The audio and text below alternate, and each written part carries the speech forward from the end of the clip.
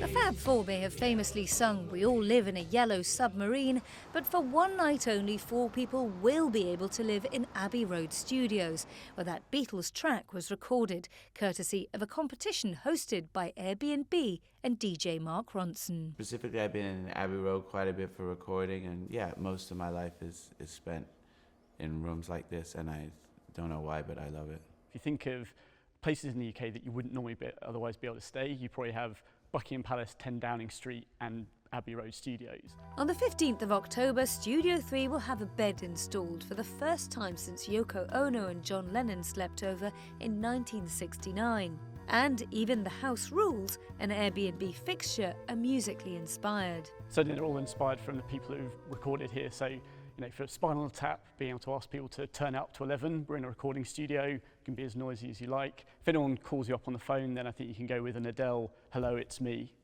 The event highlights Airbnb's foray into a fast-growing end of the travel market, that of offering experiences, not just accommodation. So Airbnb is all about providing unique experiences to people. We've done places like the catacombs in Paris, sports stadiums.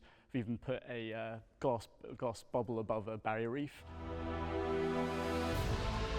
Experiences like these also detract from the negative experiences the site has had in some cities where Airbnb faces restrictions. It's become so professionalised, that Airbnb stay, that you often go to a room that's rather empty and boring. There's no one else staying there.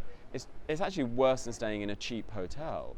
So now I think Airbnb are realising, okay, what do we do to go back to that initial instinct, that initial flavour? And these experiences help them do that.